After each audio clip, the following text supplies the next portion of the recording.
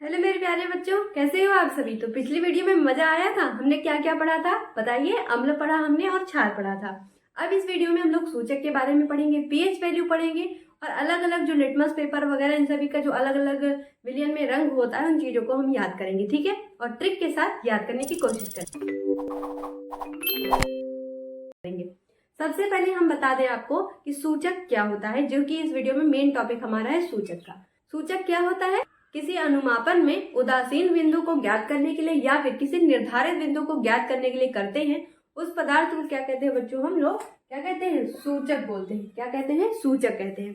फिर से समझेंगे। ऐसा पदार्थ जिसका उपयोग किसी चीज के अनुमापन में, या मतलब हम कह सकते हैं कि उदासीन बिंदु को हमें ज्ञात करना हो या फिर कोई एक निर्धारित बिंदु हमें पता करना हो, तो जिन पदार्थों का हम उपयोग कर देते हैं उसे हम क्या कहते हैं? सूचक कहते हैं। अब इस सूचक में अम्ल क्षार सूचक आपको पढ़ने को मिलता है। आपके सिलेबस में क्या है? अम्ल क्षार सूचक किसे कहते हैं, ठीक है। तो देखो अम्ल क्षार सूचक वह पदार्थ होते हैं जिसका जो अलग अलग विलयन में रंग होता है वो बदल जाता है। या फिर हम कह सकते हैं अम्ल क्षार वह सूचक पदार्थ होते हैं जिसका अम्लीय और क्षारीय दोनों ही विलयन में मान जो होता है वो अलग अलग होता है। उसे हम क्या कहते हैं बच्चों? अम्ल क्षार सूचक बोलते हैं, ठीक। आगे देखिए। अब अम्ल क्षार सूचक में अगर हम एग्जाम्पल की बात करें तो एग्जाम्पल में जैसे कि हल्दी आ जाता है, ठीक है। हल्दी नहीं, लिटमस पेपर आता है, ठीक। लिटमस पेपर के साथ साथ क्या आता है? मेथिल ऑरेंज आता है। क्या आता है? Methyl orange. अब चलिए देखिए, ये हो गए सूचक, ठीक। अम्ल क्षार सूचक हो गए। मतलब इन ऐसे चीज है, ऐसे प्रोडक्ट है अगर जिनका हम यूज कर देते हैं तो हमें पता चल जाता है कि क्या अम्लीय है या फिर क्षारीय है, ठीक है। उसमें रंग से हमें पता चलता है। जैसे कि पहला देखिए मेथिल ऑरेंज। अगर इसको हम अम्लीय विलयन में डालते हैं तो इसका जो कलर होता है वो लाल हो जाता है। लेकिन अगर मेथिल ऑरेंज को क्षारीय विलयन में डाला जाए तो इस मेथिल ऑरेंज का जो रंग है वो पीला हो जाता है। तो इससे हमें पता चलता है कि अगर इसका कलर क्या हो गया? लाल हो गया, तो इसका मतलब जो विलयन है वो कैसा होगा? अम्लीय विलयन होगा। लेकिन अगर इसका रंग जो है वो पीला हो जाता है तो यानी कि जो विलयन बनाया गया है वो कौन सा विलयन है? क्षारीय विलयन। जैसे मान लीजिए दो विलयन आपको मैंने दे दिए, ठीक है। दो विलयन, हाँ, एक अलग अलग, एक में अम्ल है एक में क्षार है। अब मैंने आपको कहा है कि कोई एक में आप ये जो मैंने मेथिल ऑरेंज दिए ये डालिए। तो अगर आपने मान लीजिए ए या बी किसी में भी एक पात्र में आपने उसको डाला और मान लो उसका गलती से रंग क्या हो गया? पीला हो गया, तो इसका मतलब पहचान जाना है आपको कि ये क्या है? विलयन क्षारीय विलयन है, ठीक है। तो वहां पे आपको टेस्ट करने की जरूरत नहीं पड़ेगी, ठीक।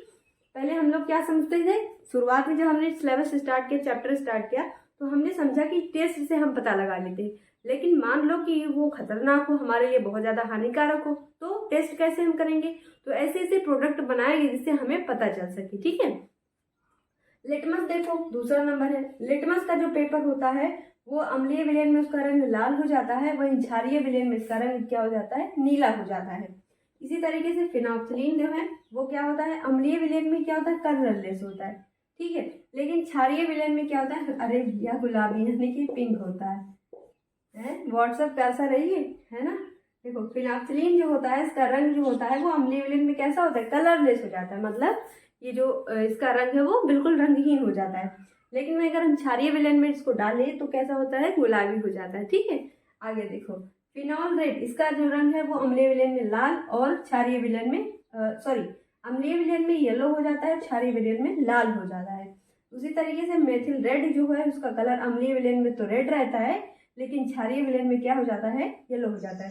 देखो फिनाल रेड और मेथिल रेड दोनों ही जो है मेथिल रेड दोनों ही देखो एक जैसे हैं, मतलब अपोजिट है। लेकिन देखो फिनॉल रेड का जो अम्लीय विलयन में कलर है वो पीला है, लेकिन मेथिल रेड का अम्लीय विलयन है, क्षारीय विलयन में इसका रंग पीला हो रहा है। और फिनॉल रेड का क्षारीय विलयन में रंग लाल होता है।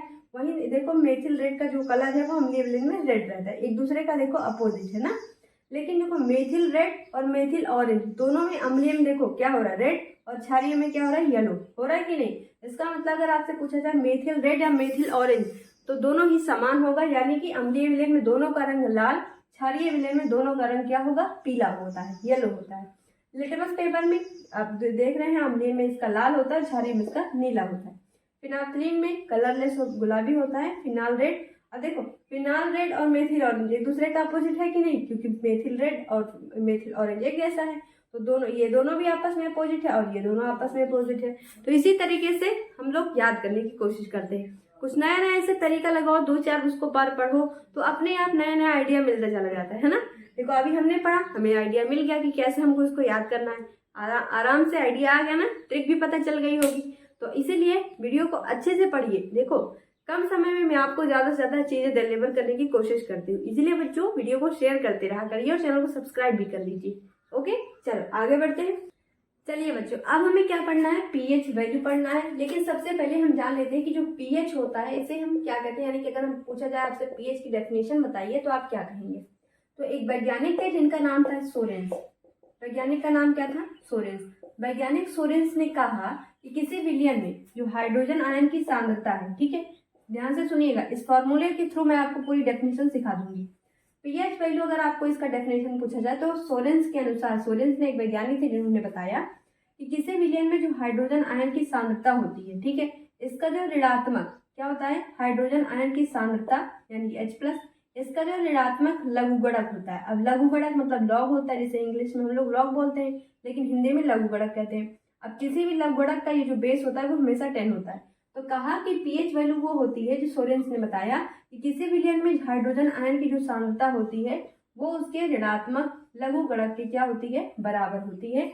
और ये देखिए ऊपर इन्होंने फॉर्मूला दिया कि पीएच बराबर, क्या फॉर्मूला दिया, पीएच बराबर माइनस का log 10 यहाँ पे H+, या फिर इसको हम बराबर इस तरीके से भी लिख सकते हैं। यहाँ पे देखो माइनस है, जैसे कि यहाँ पे देखो, जैसे हम कह सकते हैं कि देखो लिख सकते हैं a की पावर -1।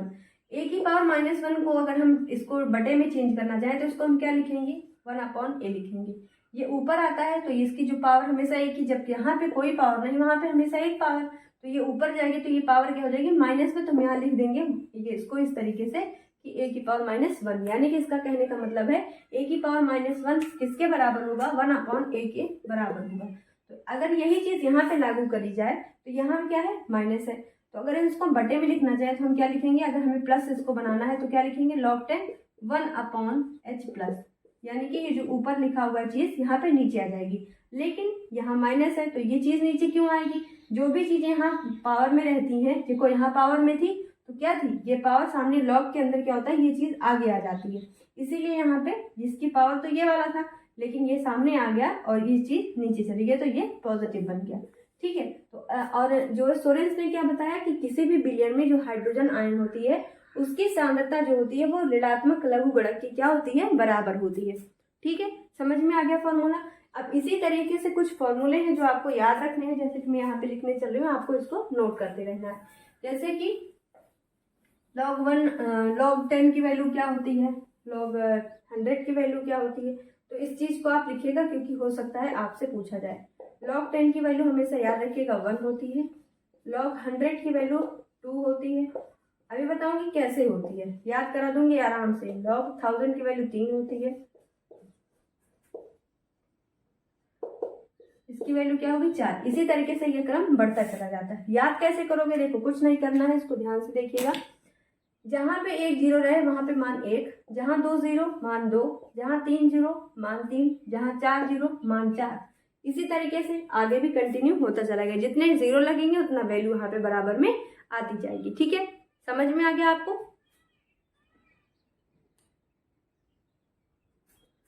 ओके बच्चों, अब लॉग वाले सवाल जो है हम एक न्यूमेरिकल वीडियोस ले आएंगे, मैं लेके आऊंगी, जिसमें आपको केवल और केवल लॉग की जितने भी क्वेश्चंस हैं मैं आपको उसमें सॉल्व करा दूंगी, ठीक है।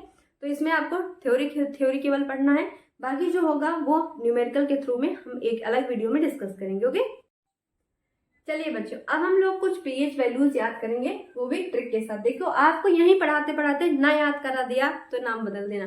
देखो सांद्र HCl, इसका क्या होता है, पीएच वैल्यू 0 होता है।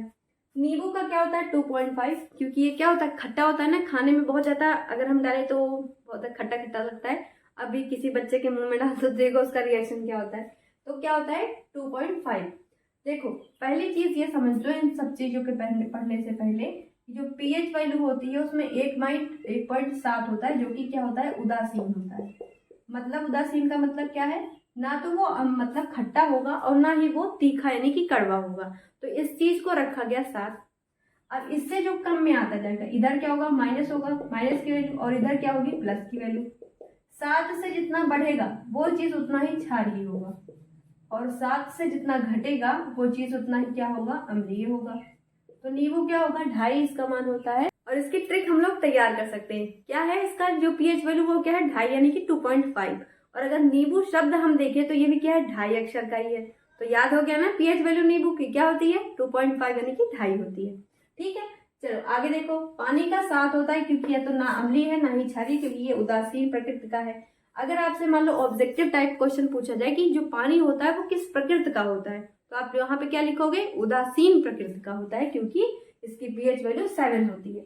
टूथपेस्ट, इसका जो पीएच वैल्यू है वो पानी से थोड़ा सा ज्यादा होता है। अब हम जो टूथपेस्ट करते हैं वो पानी के यूज से करते हैं ना, टूथपेस्ट करोगे तो पानी यूज करोगे ना, तो पानी का 7 तो टूथपेस्ट का कितना, 8 होता है। याद हो गया। आगे देखो, वॉशिंग सोडा का 9 होता है, इसमें भी पानी का यूज होता है। पानी से हमने देखो, पानी का 7, टूथपेस्ट हम करते हैं उसका 8, उसके बाद वॉशिंग सोडा यानी कि धोने वाले सोडा का क्या होता है, 8 होता है, 9 होता है। ठीक है, तनु NaOH का कितना होता है, 13, वहीं सांद्र NaOH का कितना होता है, 14। तनु का 13, सांद्र का 14, किसमें, NaOH में। याद हो गया। फिर से एक बार यहाँ तक पढ़ते हैं। सबसे पहली बात, उदासीन बिंदु जिसमें पीएच वैल्यू 7 होती है, जिसका क्या होता है, पानी का होता है। जिस 7 से जितना कम होगा उतना अम्लीय होगा। नींबू का पूछा जाए तो नींबू में कितने अक्षर, 2.5 अक्षर, और 2.5 ही इसका क्या होता है, पीएच का वैल्यू होती है। टूथपेस्ट हम लोग करते हैं पानी के यूज से, सुबह सुबह उठते पहले टूथपेस्ट ही हम लोग करते हैं, तो 7 अगर पानी का है तो टूथपेस्ट का 8। कपड़े हम धोते हैं वॉशिंग सोडा से, ठीक है, तो वॉशिंग सोडा का कितना, 7 अगर पानी का है, टूथपेस्ट का 8 है, तो वॉशिंग सोडा का 9 होता है। तनु NaOH का कितना होता है, 13, तो वही ता से तनु ता से 13, देखो याद आ गया ना। आ गया एक ट्रिक और, ता से तनु ता से 13, यानी कि तनु NaOH का कितना होता है, पीएच वैल्यू 13 होती है। उसी तरीके से एक और बढ़ा दो वैल्यू तो सांद्र NaOH हो जाता है, जिसकी पीएच वैल्यू 14 होती है। मिल्क ऑफ मैग्नीशिया जिसका होता है 10.5, रक्त का कितना हो, 7.4 पीएच वैल्यू होता है। अच्छा, याद करने का ट्रिक देखो, महिलाओं में जो महिलाओं में जो खून होता है यानी कि जो ब्लड होता है, उसका जो वैल्यू हो रहा है वो कितना होना चाहिए, 7 होना चाहिए ना। अब यहाँ पे पीएच वैल्यू कितनी होती है, 7.4 होती है। याद हो गया। दूध का कितना होता है, 6.5 होता है। सिरका का 4 होता है। क्यों, देखो अगर आप गूगल पे सर्च करोगे तो इसका वैल्यू 2 या 3 के बीच में आएगा, लेकिन जो आपकी किताब में NCERT मानता है वो 4 मानता है। यानी कि जो सिरका यानी कि विनेगर जो होता है वो एसिडिक माना जाता है, इसीलिए यहाँ पे इसका मान 4 है। विनेगर की मैं बात कर रही हूँ, सिरके में भी कई सारी वेराइटीज होती हैं। अमाशय का कितना होता है, 1.4, यानी कि जो हमारा पेट होता है इसमें क्या होता है, अम्लीय। देखो कितना ज्यादा अम्लीय होता है। कभी कभी देखा है कि मन बहुत ज्यादा मचलाने लगता है, हमारा जो पित्त की उल्टी कभी कभी होती है किसी को, तो वो क्या होता है, जब हमारे यहाँ पे एसिड यानी कि जो NaCl की मात्रा है वो बढ़ जाती है, तो वो अमाशय में जो अम्ल है उसकी मात्रा अगर बढ़ जाती है तो वहीं पर पित्त की उल्टी होती है ना। ये सभी सुना होगा आपने। तो वहां पे कितना बहुत ज्यादा एसिडिक होता है, तो कितना होता है 1.5 का 1.4। कभी कभी सुना होगा हमारे पेट में बड़ी ज्यादा एसिडिटी बन गई है, इनो पी लो सही हो जाएगा, सुना है। तो इनो क्या होगा, अम्ल को खत्म करने के लिए किसका यूज किया जाएगा, क्षार का। क्यों, अम्ल और क्षार जब आपस में रिएक्ट करेगा तो वो क्या बन जाएगा, लवण और पानी बन जाता है। याद आ गया क्यों हम इनो का यूज करते हैं। अब क्वेश्चन आपसे ये है, इंटरेस्टिंग क्वेश्चन है, आप अपने स्कूल में जाइएगा, अपने दोस्त फ्रेंड सर्कल में पूछिएगा, बताओ जब हमें एसिडिटी बनती है तो हम लोग इनो का यूज क्यों करते हैं।